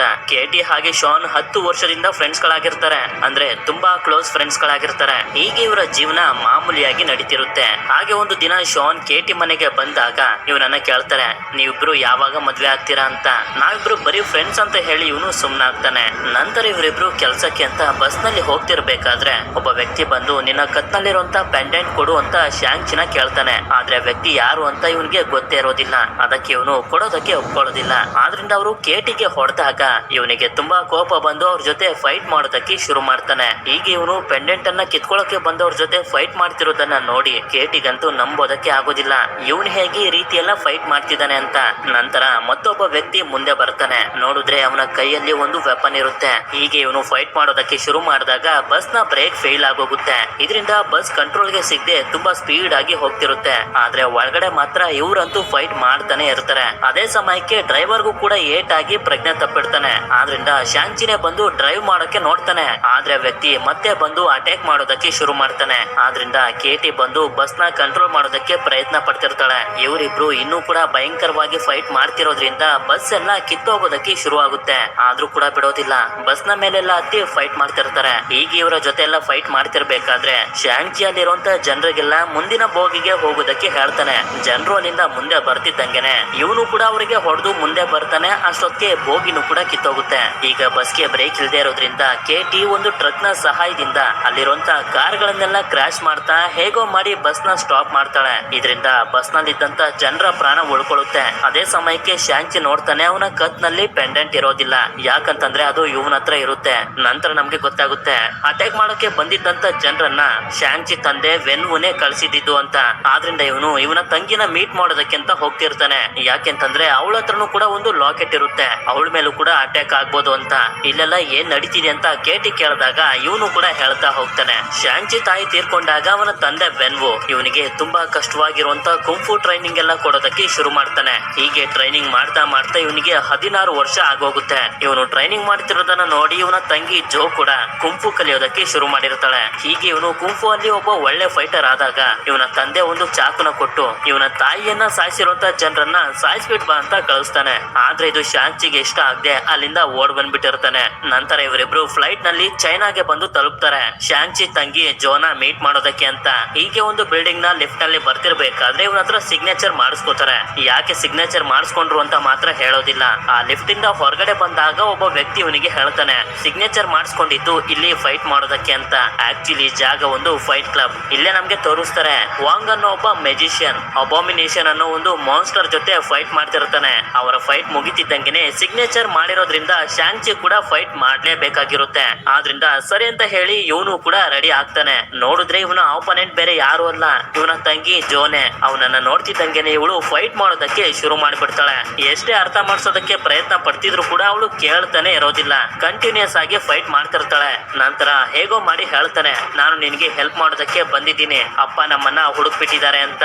ಇವಳು ಅಲ್ಲಿಂದ ಹೋಗ್ತಿರ್ಬೇಕು ನೋಡ್ಬೇಕಾದ್ರೆ ನಮ್ಗೊಂದು ಫ್ಲಾಶ್ ಬ್ಯಾಕ್ ಅನ್ನ ತೋರಿಸ್ತಾರೆ. ಚಿಕ್ಕ ವಯಸ್ಸಿನಲ್ಲಿ ಶಾಂಗ್ಚಿ ಅವನ ತಾಯಿಯನ್ನ ಸಾಯಿಸಿದಂತ ಜನರನ್ನ ಸಾಯಿಸ್ಬಿಟ್ಟು ಬರ್ತೀನಿ ಅಂತ ಹೋಗಿ ವಾಪಸ್ಸು ಬಂದೇ ಇರೋದಿಲ್ಲ. ಅದಕ್ಕೆ ಅವನಿಗೊಂದು ಕಿಕ್ ಮಾಡ್ತಾಳೆ. ನಂತರ ಯಾಕಿಲ್ಲಿಗೆ ಬಂದಿದ್ಯಾ ಅಂತ ಕೇಳಿದಾಗ ಇವನು ಹೇಳ್ತಾನೆ, ಅಪ್ಪ ಒಂದಷ್ಟು ಜನರನ್ನ ಕಳ್ಸಿದ್ರು, ಅವರು ನನ್ ಮೇಲೆ ಅಟ್ಯಾಕ್ ಮಾಡಿ ನನ್ನ ಹತ್ರ ಇದ್ದಂತ ಲಾಕೆಟ್ ಅನ್ನ ಕಿತ್ಕೊಂಡು ಹೋದ್ರು. ಅದಕ್ಕೆ ಅವರು ನಿನ್ನ ಹತ್ರ ಇರುವಂತ ಲಾಕೆಟ್ ಕಿತ್ಕೊಳ್ಳಕ್ಕೆ ಬರ್ಬೋದು ಅಂತ ಇಲ್ಲಿಗೆ ಬಂದೆ. ನೀನೇ ಒಂದು ಪೋಸ್ಟ್ ಕಾರ್ಡ್ ನ ನನಗೆ ಕಳ್ಸಿದಲ್ಲ ಅಂತ ಕಾರ್ಡ್ ಅನ್ನ ಇವನು ತೋರಿಸ್ತಾನೆ. ಆಗ ಗೊತ್ತಾಗುತ್ತೆ ಇದನ್ನ ಜೋ ಕಳ್ಸಿಲ್ಲ ಅಂತ. ಇದರಿಂದ ಜೋ ಅವರನ್ನ ಅಲ್ಲೇ ಬಿಟ್ಟು ಅಲ್ಲಿಂದ ಹೊರಟೋಗ್ತಿರ್ತಾಳೆ. ಯಾಕೆಂತಂದ್ರೆ ಇವನ ತಂದೆಯ ಕಡೆ ಜನರು ಬಂದಿರ್ತಾರೆ. ಅದಕ್ಕೆ ಇವರು ಕಿಟಕಿನ ಹೊಡೆದು ಪಕ್ಕದಲ್ಲಿರುವಂತ ಲಿಫ್ಟ್ ಹತ್ರ ಹೋಗ್ತಿರ್ತಾರೆ. ಆದ್ರೆ ಜನರು ಅಲ್ಲಿಗೂ ಕೂಡ ಬಂದು ಇವರ ಮೇಲೆ ಅಟ್ಯಾಕ್ ಮಾಡೋದಕ್ಕೆ ಶುರು ಮಾಡ್ತಾರೆ. ಹೀಗೆ ಇವರೆಲ್ಲರೂ ಆ ಬಿಲ್ಡಿಂಗ್ ನ ಮೇಲೆನೆ ನಿಂತ್ಕೊಂಡು ಫೈಟ್ ಅನ್ನ ಮಾಡ್ತಿರ್ಬೇಕಾದ್ರೆ ಈ ಕಡೆ ಕೇಟಿ ಕೆಳಗಡೆ ಬಿದ್ದೋಗ್ತಿರ್ತಾಳೆ. ಅದಕ್ಕೆ ಅವಳನ್ನ ಕಾಪಾಡೋದಕ್ಕೆ ಅಂತ ಓಡ್ ಬಂದು ಅವಳನ್ನ ಹಿಡ್ಕೋತಾನೆ. ಆದ್ರೆ ಜನರು ಇವನ ಮೇಲೆ ಅಟ್ಯಾಕ್ ಮಾಡ್ಬಿಡ್ತಾರೆ. ಕೇಟಿ ಬೀಳ್ತಿರ್ಬೇಕಾದ್ರೆ ಜೋ ಬಂದು ಅವಳನ್ನ ಕಾಪಾಡ್ತಾಳೆ.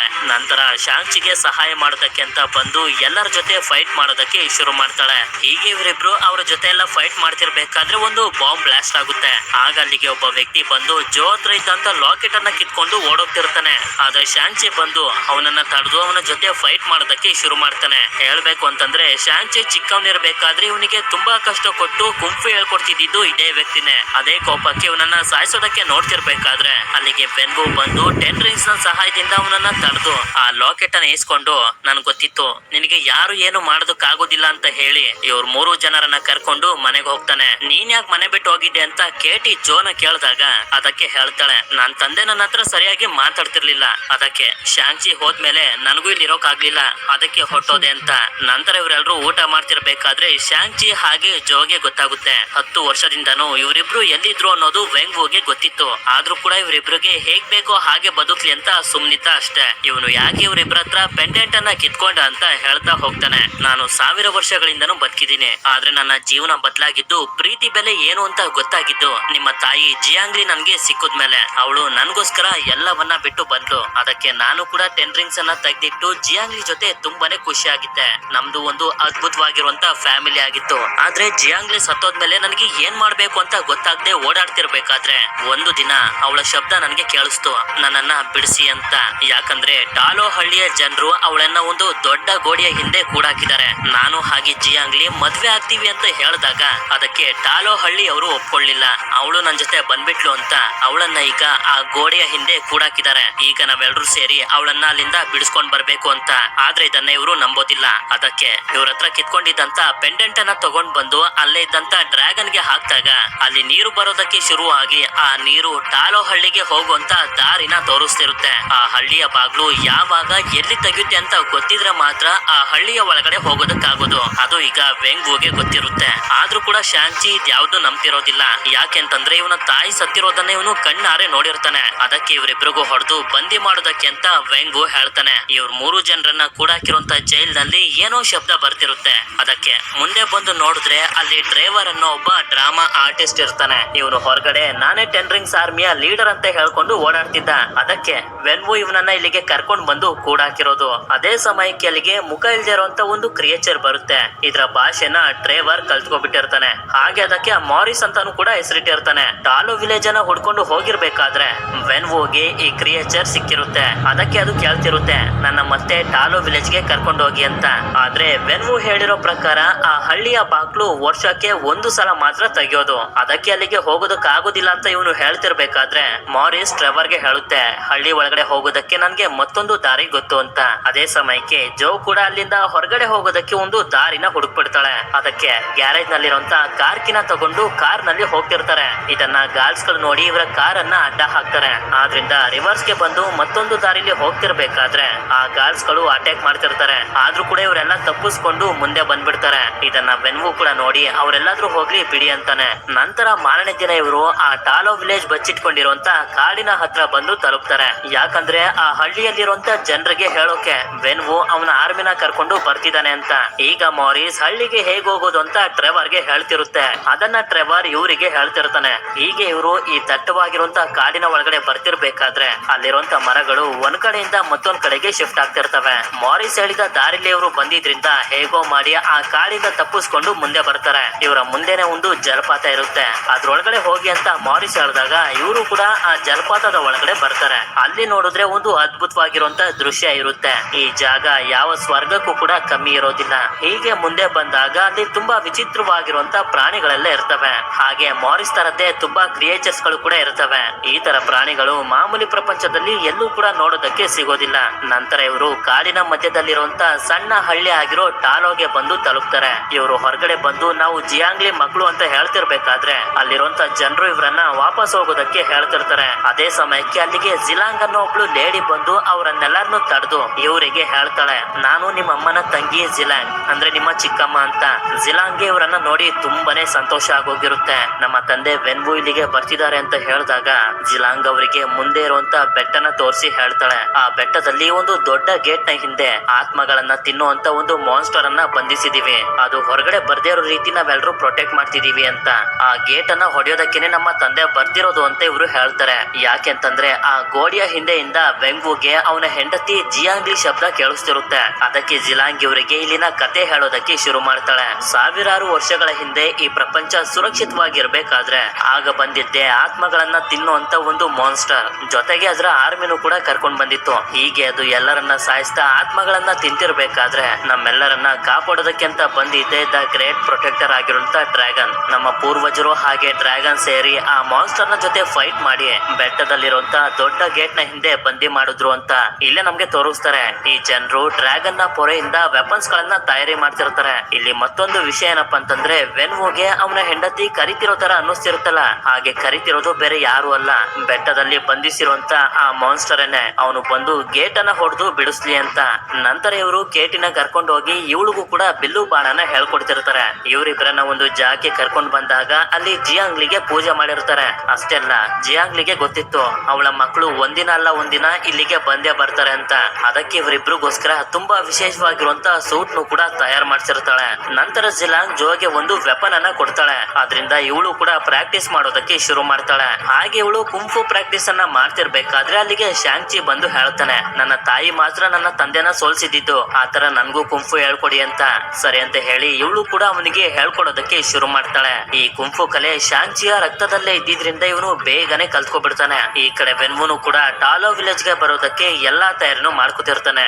ಯಾಕಂದ್ರೆ ಆ ಹಳ್ಳಿಯ ಬಾಗ್ಲು ತೆಗೆಯೋದು ನಾಳೆನೆ. ಇವನು ರಾತ್ರಿ ಒಬ್ನೇ ಬೇಜಾರ್ ಮಾಡ್ಕೊಂಡು ಕುಂತಿರ್ಬೇಕಾದ್ರೆ ಇಲ್ಲಿ ನಮ್ಗೆ ಮತ್ತೊಂದು ಫ್ಲಾಶ್ ಬ್ಯಾಕ್ ಅನ್ನ ತೋರಿಸ್ತಾರೆ. ಇವನ ತಾಯಿ ಇವನಿಗೆ ಕುಂಫುನ ಪ್ರಾಕ್ಟೀಸ್ ಮಾಡಿಸ್ತಿರ್ಬೇಕಾದ್ರೆ ಅಲ್ಲಿಗೆ ವೆನ್ವು ಶತ್ರುಗಳು ಬರ್ತಾರೆ. ಆದ್ರಿಂದ ಇವಳು ಮಕ್ಕಳನ್ನ ಒಳಗಡೆ ಕಳಿಸಿ ಅವರ ಜೊತೆ ಫೈಟ್ ಮಾಡೋದಕ್ಕೆ ಶುರು ಮಾಡ್ತಾಳೆ. ಆದ್ರೆ ಅಲ್ಲಿಗೆ ತುಂಬಾ ಜನರು ಬಂದ್ಬಿಟ್ಟಿರ್ತಾರೆ. ಅವರು ಫೈಟ್ ಮಾಡ್ತಿರೋದನ್ನ ಶಾಂಗ್ಚಿ ಕೂಡ ನಿಂತ್ಕೊಂಡು ನೋಡ್ತಿರ್ತಾನೆ. ತುಂಬಾ ಹೊತ್ತು ಆದ್ಮೇಲೆ ವೆನ್ವು ಮನೆಗ್ ಬಂದು ನೋಡಿದ್ರೆ ಅಲ್ಲಿ ಜಿಯಾಂಗ್ಲಿ ಎಲ್ಲರನ್ನ ಸಾಯಿಸಿ ಅವಳು ಕೂಡ ಸತ್ತು ಬಿದ್ದಿರ್ತಾಳೆ. ಇದರಿಂದ ಇವನಿಗೆ ಏನ್ ಮಾಡ್ಬೇಕು ಅಂತಾನೆ ಅರ್ಥ ಆಗುದಿಲ್ಲ. ಅದಕ್ಕೆ ತೆಗ್ದಿಟ್ಟಿದ್ದಂತ ರಿಂಗ್ಸ್ ಅನ್ನ ಮತ್ತೆ ಹಾಕೊಂಡು ಶಾಂಗ್ಚಿನ ಒಂದು ಜಾಗಕ್ಕೆ ಕರ್ಕೊಂಡ್ ಬರ್ತಾನೆ. ಜಿಯಾಂಗ್ಲಿನ ಸಾಯಿಸಿದ್ದು ಯಾರು ಅಂತ ತೋರ್ಸೋದಕ್ಕೆ. ಇವನು ಅವರನ್ನ ತೋರಿಸ್ತಿದ್ದಂಗೆನೆ ವೆನ್ವು ಅವ್ರ ಹತ್ರ ಹೋಗಿ ಚೆನ್ನಾಗಿ ಹೊಡೆದು ಅವರೆಲ್ಲರನ್ನು ಸಾಯಿಸ್ಬಿಡ್ತಾನೆ. ಆದ್ರೆ ಒಬ್ಬ ಮಾತ್ರ ಇಲ್ಲಿರೋದಿಲ್ಲ, ಎಲ್ಲೋ ಮಿಸ್ ಆಗಿರ್ತಾನೆ. ಆದ್ರಿಂದ ಶಾಂಚಿಗೆ ಚೆನ್ನಾಗಿ ಟ್ರೈನಿಂಗ್ ಅನ್ನ ಕೊಟ್ಟು ಇವನಿಗೆ 16 ವರ್ಷ ಆಗ್ತಿದ್ದಂಗೆನೆ ಉಳ್ಕೊಂಡಿರುವಂತ ವ್ಯಕ್ತಿನ ಸಾಯಿಸೋದಕ್ಕೆ ಅಂತ ಕಳಿಸ್ತಾನೆ. ಆದ್ರೆ ಅದು ಇವನಿಗೆ ಇಷ್ಟ ಆಗದೆ ಅಲ್ಲಿಂದ ಓಡ್ ಬಂದ್ಬಿಟ್ಟಿರ್ತಾನೆ. ನಂತರ ಅಲ್ಲಿಗೆ ಕೇಟಿ ಬಂದು ಇವನಿಗೆ ಸಮಾಧಾನ ಮಾಡ್ತಾಳೆ. ಇದೆಲ್ಲ ಆದ್ಮೇಲೆ ಮಾರನೇ ದಿನ ನಮ್ಗೆ ತೋರಿಸ್ತಾರೆ. ಇವರೆಲ್ಲರೂ ಯುದ್ಧಕ್ಕೋಸ್ಕರ ರೆಡಿ ಆಗ್ತಿರ್ತಾರೆ. ವೆನ್ವು ಬರ್ತಿದ್ದಂಗೆನೆ ಅವನ ಜೊತೆ ಫೈಟ್ ಮಾಡೋದಕ್ಕೆ ಅಂತ. ಅಷ್ಟೊತ್ತಿಗೆ ಇವರು ಕೂಡ ರೆಡಿ ಆಗಿರ್ತಾರೆ. ಅದೇ ಸಮಯಕ್ಕೆ ವೆನ್ವು ಅವನ ಆರ್ಮಿನ ಕರ್ಕೊಂಡು ಟಾಲೋಗೆ ಬಂದು ಇಲ್ಲಿರುವಂತ ಎಲ್ಲಾ ಜನರಿಗೂ ಹೇಳ್ತಾನೆ, ನಾನು ನನ್ನ ಹೆಂಡತಿನ ಬಿಡಿಸ್ಕೊಂಡು ಹೋಗೋದಕ್ಕೆ ಅಂತ ಬಂದಿದ್ದೀನಿ. ಯಾರಾದ್ರೂ ಅಡ್ಡ ಬಂದ್ರೆ ನಾನು ಸುಮ್ನಿರೋದಿಲ್ಲ ಅಂತ. ಅಲ್ಲಿರೋದು ನಿನ್ನ ಹೆಂಡತಿ ಎಲ್ಲ ಒಂದು ಮಾನ್ಸ್ಟರ್ ಅಂತ ಎಷ್ಟೇ ಅರ್ಥ ಮಾಡಿಸಿದ್ರು ಇವನು ಕೇಳೋದೇ ಇಲ್ಲ. ಇವರೆಲ್ಲರನ್ನ ಸಾಯಿಸೋದಕ್ಕೆ ಅವನ ಆರ್ಮಿಗೆ ಹೇಳ್ತಾನೆ. ಇದರಿಂದ ಟಾಲೋದ ಜನರು ಹಾಗೆ ವೆನ್ವುನ 10 ರಿಂಗ್ಸ್ ಆರ್ಮಿ ಮಧ್ಯೆ ಒಂದು ದೊಡ್ಡ ಯುದ್ಧನೇ ಶುರು ಆಗೋಗುತ್ತೆ. ಹೀಗೆ ಇವರೆಲ್ಲ ಫೈಟ್ ಅನ್ನ ಮಾಡ್ತಿರ್ಬೇಕಾದ್ರೆ ವೆನ್ವು ಅಲ್ಲಿಂದ ಒಂದು ಮನೆಯ ಒಳಗಡೆ ಹೋಗ್ತಿರ್ತಾನೆ. ಅದಕ್ಕೆ ಶಾಂಚಿನು ಕೂಡ ಅಲ್ಲಿಗೆ ಬರ್ತಾನೆ. ಇವನು ಬೆಟ್ಟದ ಹತ್ರ ಹೋಗದೇ ಇರೋ ರೀತಿ ತಡೆಯೋದಕ್ಕೆ ಅಂತ. ಆಗ ವೆನ್ವು ಇವನಿಗೆ ಹೊಡೆದು ಹೇಳ್ತಾನೆ, ನೀನು ಜೀವನ ಪೂರ್ತಿ ತಲೆ ಮರೆಸ್ಕೊಂಡು ಒಬ್ಬ ಹೇಡಿ ತರ ಬದುಕಿದ್ಯಾ, ಈಗ ನನ್ನೂ ಕೂಡ ತಡೆಯೋದಕ್ಕೆ ಬರ್ತಿದ್ಯಾ ಅಂತ ಹೇಳಿ ಫೈಟ್ ಮಾಡ್ತಿರ್ತಾನೆ. ಆಗ ಶಾಂಚಿನು ಕೂಡ ಹೇಳ್ತಾನೆ, ನನಗೆ 16 ವರ್ಷ ಇರ್ಬೇಕಾದ್ರೇನೆ ನನ್ನ ಒಬ್ಬ ಕೊಲೆಗಾರನಾಗೆ ಮಾಡೋದಕ್ಕೆ ನೋಡಿದ್ರೆ ನಿಮ್ಗೆ ನನ್ನ ಹಾಗೆ ನನ್ನ ತಂಗಿಯ ಚಿಂತೆನೆ ಇರ್ಲಿಲ್ಲ, ನಿಮ್ಗೆ ನಿಮ್ಮ ರಿಂಗ್ಸ್ ಗಳೇ ಹೆಚ್ಚಾಗಿತ್ತು ಅಂತ. ಆದ್ರೆ ಇವನು ಶಾಂಚಿಗೆ ಹೊಡೆದು ನೀರಿನ ಒಳಗಡೆ ಹಾಕಿ ಇಲ್ಲಿಂದ ಬೆಟ್ಟದ ಮೇಲೆ ಬರ್ತಾನೆ. ಆ ದೊಡ್ಡ ಗೇಟ್ ಹತ್ರ. ಈ ಗೇಟ್ ನ ಒಳಗಡೆಯಿಂದ ಜಿಯಾಂಗ್ಲಿ ನನ್ನನ್ನ ಬಿಡ್ಸು ಅನ್ನೋ ರೀತಿ ಇವನಿಗೆ ಕೇಳಿಸ್ತಿರುತ್ತೆ. ಅದಕ್ಕೆ ಇವನು ಹೊಡೆಯೋದಕ್ಕೆ ಶುರು ಮಾಡ್ತಾನೆ. ಹೀಗೆ ಇವನು ಹೊಡೆದಾಗ ಕಿಂಡಿಯಿಂದ ಒಂದು ಕ್ರಿಯೇಚರ್ ಹೊರಗಡೆ ಬರುತ್ತೆ. ಇವರೆಲ್ಲ ಫೈಟ್ ಮಾಡ್ತಿರ್ಬೇಕಾದ್ರೆ ಜಿಲಾಂಗ್ ನೋಡ್ತಾಳೆ.